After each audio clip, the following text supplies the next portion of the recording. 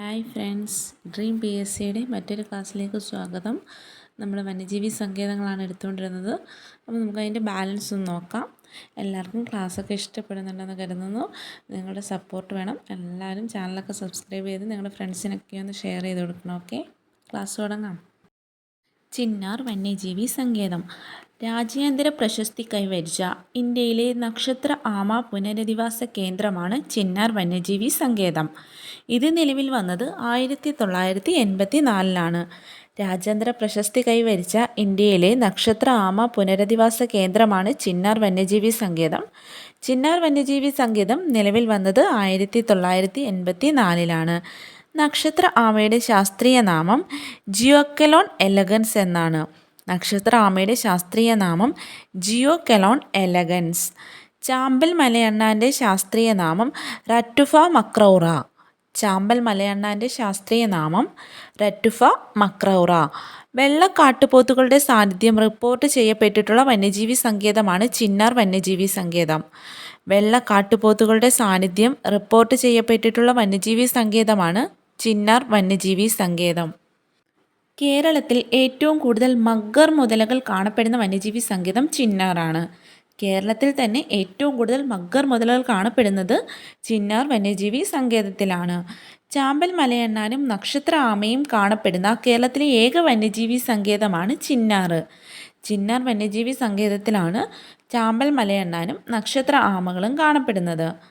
കേരളത്തിൽ ആദ്യമായി യുറേഷ്യൻ നീർനായയെ കണ്ടെത്തിയ വന്യജീവി സങ്കേതമാണ് ചിന്നാർ. കേരളത്തിൽ തന്നെ ആദ്യമായി യുറേഷ്യൻ നീർനായയെ കണ്ടെത്തിയ വന്യജീവി സങ്കേതം ചിന്നാറാണ്. കേരളത്തിൻ്റെ ഭാഗമായുള്ള പശ്ചിമഘട്ടത്തിലെ മഴനിഴൽ പ്രദേശമാണ് ചിന്നാർ. കേരളത്തിൻ്റെ ഭാഗമായുള്ള പശ്ചിമഘട്ട മഴനിഴൽ പ്രദേശമാണ് ചിന്നാർ. ചിന്നാർ വന്യജീവി സങ്കേതം അതിർത്തി പങ്കിടുന്ന തമിഴ്നാട്ടിലെ ടൈഗർ റിസർവാണ് ആനമലൈ ടൈഗർ റിസർവ്. ചിന്നാർ വന്യജീവി സങ്കേതം അതിർത്തി പങ്കിടുന്ന തമിഴ്നാട്ടിലെ ടൈഗർ റിസർവാണ് ആനമലൈ ടൈഗർ റിസർവ്. അടുത്തത് കുറിഞ്ഞിമല. ഒരു പ്രത്യേക സസ്യത്തിനു വേണ്ടി മാത്രം ഇന്ത്യയിൽ നിലവിൽ വന്ന ആദ്യ ഉദ്യാനമാണ് കുറിഞ്ഞിമല സാങ്ച്വറി. 2006 ഇടുക്കിയിലാണ് വന്നത്. ഒരു പ്രത്യേക സസ്യത്തിനു വേണ്ടി മാത്രം ഇന്ത്യയിൽ നിലവിൽ വന്ന ആദ്യ ഉദ്യാനമാണ് കുറിഞ്ഞിമല സാങ്ച്വറി. 2006. കുറിഞ്ഞിമല ഉദ്യാനത്തിൽ വളരുന്ന പ്രത്യേക സസ്യമാണ് നീലക്കുറിഞ്ഞി. 12 വർഷത്തിലൊരിക്കൽ പൂക്കുന്ന നീലക്കുറിഞ്ഞിയുടെ ശാസ്ത്രീയ നാമം സ്ട്രോബിലാന്തസ് കുന്തിയാന. 12 വർഷത്തിലൊരിക്കൽ മാത്രം പൂക്കുന്ന നീലക്കുറിഞ്ഞിയുടെ ശാസ്ത്രീയ നാമമാണ് സ്ട്രോബിലാന്തസ് കുന്തിയാന. 2023 സംരക്ഷിത സസ്യമായി കേന്ദ്ര വനം വകുപ്പ് പ്രഖ്യാപിച്ച സസ്യമാണ് നീലക്കുറിഞ്ഞി.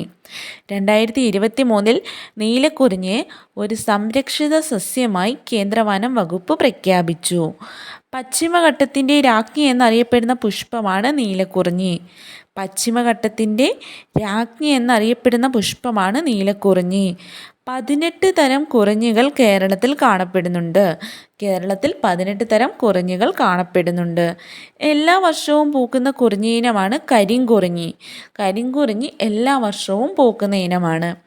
നീലക്കുറിഞ്ഞി പൂക്കുന്നതിൻ്റെ ഓർമ്മയ്ക്കായി ഇന്ത്യൻ തപാൽ വകുപ്പ് കുറിഞ്ഞിപ്പൂവിൻ്റെ ചിത്രമുള്ള സ്റ്റാമ്പ് പുറത്തിറക്കിയത് 2006. നീലക്കുറിഞ്ഞി പൂക്കുന്നതിൻ്റെ ഓർമ്മയ്ക്കായി ഇന്ത്യൻ തപാൽ വകുപ്പ് കുറിഞ്ഞിപ്പൂവിൻ്റെ ചിത്രമുള്ള സ്റ്റാമ്പ് പുറത്തിറക്കിയത് 2006. 2006 തന്നെയാണ് ഇതിനു വേണ്ടിയിട്ടുള്ളൊരു ഉദ്യാനം വന്നതും സ്റ്റാമ്പ് പുറത്തിറക്കിയതും 2006 തന്നെയാണ്. അടുത്തത് ആറളം വന്യജീവി സങ്കേതമാണ്. ഇനിയുള്ളതെല്ലാം ചെറിയ ചെറിയ വന്യജീവി സങ്കേതങ്ങളാണ്, പെട്ടെന്ന് നമുക്ക് തീർക്കാൻ പറ്റും. നോക്കാം. ആറളം വന്യജീവി സങ്കേതം കേരളത്തിലെ ഏറ്റവും വടക്കേ അറ്റത്തുള്ള വന്യജീവി സങ്കേതമാണ് ആറളം വന്യജീവി സങ്കേതം. ഇത് നിലവിൽ വന്നത് 1984 കണ്ണൂർ ജില്ലയിലാണ്. 1984 ആറളം വന്യജീവി സങ്കേതം നിലവിൽ വന്നത്. സൈലൻ്റ് വാലി ഓഫ് കണ്ണൂർ എന്നറിയപ്പെടുന്നത് ആറളം വന്യജീവി സങ്കേതത്തെയാണ്. സൈലൻ്റ് വാലി ഓഫ് കണ്ണൂർ എന്നറിയപ്പെടുന്നത് ആറളം വന്യജീവി സങ്കേതത്തെയാണ്. ആറളം വന്യജീവി സങ്കേതത്തിലൂടെ ഒഴുകുന്ന നദിയാണ് ചീങ്കണ്ണിപ്പുഴ. ആറളം വന്യജീവി സങ്കേതത്തിലൂടെ ഒഴുകുന്ന നദിയാണ് ചീങ്കണ്ണിപ്പുഴ. കേരളത്തിൽ പൂമ്പാറ്റകളുടെ ദേശാടനം ആദ്യമായി നിരീക്ഷിക്കപ്പെട്ട വന്യജീവി സങ്കേതം ആറളമാണ്. കേരളത്തിൽ തന്നെ പൂമ്പാറ്റകളുടെ ദേശാടനം ആദ്യമായിട്ട് നിരീക്ഷിച്ചത് ആറളം വന്യജീവി സങ്കേതമാണ്. കർണാടകയിലെ കൂർഗ് വനങ്ങളുമായി ചേർന്ന് കിടക്കുന്ന വന്യജീവി സങ്കേതമാണ് ആറളം. കർണാടകയിലെ കൂർഗ് വനങ്ങളുമായി ചേർന്ന് കിടക്കുന്ന വന്യജീവി സങ്കേതമാണ് ആറളം. ആറളം വന്യജീവി സങ്കേതത്തിൽ പുതുതായി കണ്ടെത്തിയ ചിത്രശലഭങ്ങളാണ് സഹ്യാദ്രി തവിടനും നാൽവരയൻ നീലിയും. ആറളം വന്യജീവി സങ്കേതത്തിൽ പുതുതായി കണ്ടെത്തിയ ചിത്രശലഭങ്ങളാണ് സഹ്യാദ്രി തവിടനും നാൽവരയൻ നീലിയും. ഇനി കുറച്ച് ക്വസ്റ്റ്യൻസ് നോക്കാം. ഇന്ത്യയിലെ ആദ്യത്തെ ഇക്കോ ടൂറിസം പദ്ധതി നടപ്പിലാക്കിയത് തെന്മലയിലാണ്. ഇന്ത്യയിലെ ആദ്യ ഇക്കോ ടൂറിസം നടപ്പിലാക്കിയത് തെന്മലയിലാണ്. ഏഷ്യയിലെ ആദ്യത്തെ ബട്ടർഫ്ലൈ സഫാരി പാർക്കും തെന്മലയിലാണ്. 2008 നിലവിൽ വന്നു. ഏഷ്യയിലെ ആദ്യത്തെ ബട്ടർഫ്ലൈ സഫാരി പാർക്ക് തെന്മലയിലാണ്. 2008 നിലവിൽ വന്നു. കേരളത്തിലെ ആദ്യത്തെ honey bee flora park Mavelikara. കേരളത്തിലെ ആദ്യത്തെ ഹണി ബി ഫ്ലോറ പാർക്ക് നിലവിൽ വന്നത് മാവേലിക്കര. ഇനി നമുക്ക് കുറച്ച് കറണ്ട് ഫാക്ട്സ് നോക്കാം. കേരളത്തിലെ ആദ്യത്തെ കാട്ടാന ഉദ്യാനം നിലവിൽ വരുന്നത് ആനയിറങ്ങൽ ചിന്നൽ കനാൽ, മൂന്നാർ. മൂന്നാറിലെ ആനയിറങ്ങൽ ചിന്നൽ കനാലിലാണ് കേരളത്തിലെ ആദ്യത്തെ കാട്ടാന ഉദ്യാനം നിലവിൽ വരുന്നത്. കേരളത്തിലെ ടൈഗർ സഫാരി പാർക്ക് നിലവിൽ വരുന്നത് കോഴിക്കോടുള്ള ചക്കിട്ടപ്പാറയിലാണ്. കേരളത്തിലെ ടൈഗർ സഫാരി പാർക്ക് നിലവിൽ വരുന്നത് കോഴിക്കോട് ചക്കിട്ടപ്പാറ. കേരളത്തിലെ സംരക്ഷിത വനങ്ങളുമായി അതിർത്തി പങ്കിടുന്ന ബഫർ സോണിലെ ജനവാസ മേഖലകളിൽ പരിശോധന നടത്താനായി പുറത്തിറക്കിയ മാപ്പാണ് അസറ്റ് മാപ്പർ. കേരളത്തിലെ സംരക്ഷിത വനങ്ങളുമായി അതിർത്തി പങ്കിടുന്ന ബഫർ സോണിലെ ജനവാസ മേഖലകളിൽ പരിശോധന നടത്താനായി പുറത്തിറക്കിയ മാപ്പാണ് അസറ്റ് മാപ്പർ.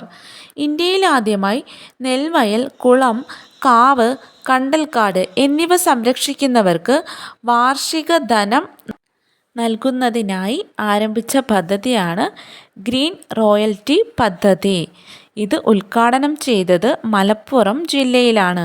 അപ്പം ഇന്ത്യയിൽ ആദ്യമായി നെൽവയൽ, കുളം, കാവ്, കണ്ടൽക്കാട് എന്നിവ സംരക്ഷിക്കുന്നവർക്കായിട്ട് ആരംഭിച്ച പദ്ധതിയാണ് വാർഷിക അവകാശ ധനം പദ്ധതി. ഇത് ഉദ്ഘാടനം ചെയ്ത ജില്ല ചോദിച്ചാൽ മലപ്പുറം.